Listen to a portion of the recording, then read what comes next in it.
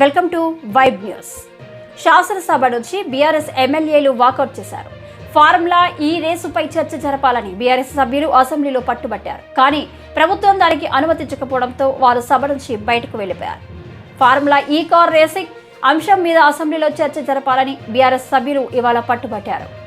ప్రపంచ స్థాయిలో తెలంగాణ రాష్ట్ర ప్రతిష్టను పెంచే లక్ష్యంతో హైదరాబాద్ నగరానికి ఫార్ములా ఈ కారు రేసింగ్ను కేటీఆర్ తీసుకొస్తే ఆయనపై అక్రమ కేసులు పెట్టడంపై బీఆర్ఎస్ ఎమ్మెల్యేలు నిరసన తెలిపారు. ఈ అంశంపై చర్చకు పెడితేనే నిజాలు ప్రజలకు తెలుస్తాయని పేర్కొన్నారు. కానీ రాష్ట్ర ప్రభుత్వం ఫార్ములా ఈ కారు రేసింగ్పై చర్చకు అనుమతించకపోవడంతో బీఆర్ఎస్ ఎమ్మెల్యేలు నిరసన తెలిపారు. ఈ క్రమంలోనే సభ నుంచి వాకౌట్ చేశారు. ఇటువంటి కృష్ణయ్య గారు లాంటి వాళ్ళు కొన్ని వేల మంది బాధితులు ఈ చట్టం ద్వారా నాటి చట్టం ద్వారా ప్రత్యక్షంగా నష్టం కలిగింది అని తమరికి ఈ వేదిక ద్వారా తెలియజేస్తున్నాను. అధ్యక్ష మనం చిన్నప్పుడు చదువుకున్నాం. ఒక పిట్ట కథ మీకు చెప్పాల్సిన అవసరం ఉంది అధ్యక్ష.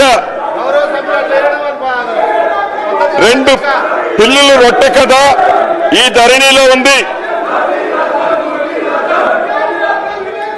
ఏదైతే రెండు పిల్లుల మధ్య ఒక రొట్టె కథ గ్రామీణ ప్రాంతాల్లో కథలుగా చెప్పుకుంటారు అధ్యక్ష. ఆ కథ ఏంటంటే ఒక రొట్టె ముక్క, రెండు రొట్టె ముక్కలు ఉంటాయి అధ్యక్ష.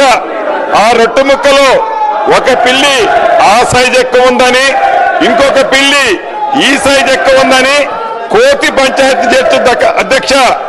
చివరికి రెండు పిల్లుల్ని కాదని ఆ రెండు రొట్టె ముక్కలని ఆ కథలో కోతి తిన్నట్లే ఈ ధరణి కాన్సెప్ట్ ని పెట్టి తెలంగాణ రాష్ట్రంలో ఉండే దళిత గిరిజన మైనారిటీ బీసీల వేలాది ఎకరాల భూములని ఆనాటి పెద్దలు కోతి సామెతలాగానే తన్నుకుపోయారు అధ్యక్ష.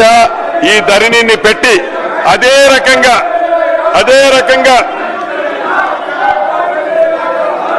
ఇటు రాష్ట్రంలో అటు దేశంలో 2014 ముందు కాంగ్రెస్ ప్రభుత్వం తీసుకొచ్చిన రెవెన్యూ చట్టాలు సంస్కరణలు.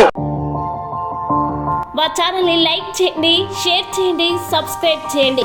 మరిన్ని అప్డేట్స్ కోసం పక్కనే ఉన్న బెల్ బటన్ నొక్కండి.